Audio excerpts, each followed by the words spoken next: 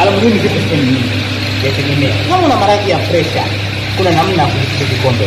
Una sukari, namna ya kuseti. Kuna panapokuuma, pana namna ya kupiga kama general.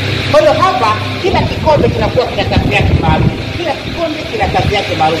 Hivi kibandiki tu ovyo ovyo.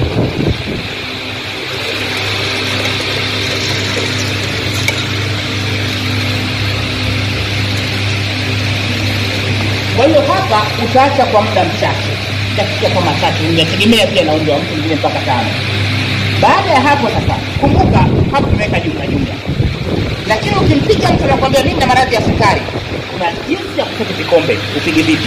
Sijui sina maradhi ya moyo namna. Hii ni jumla.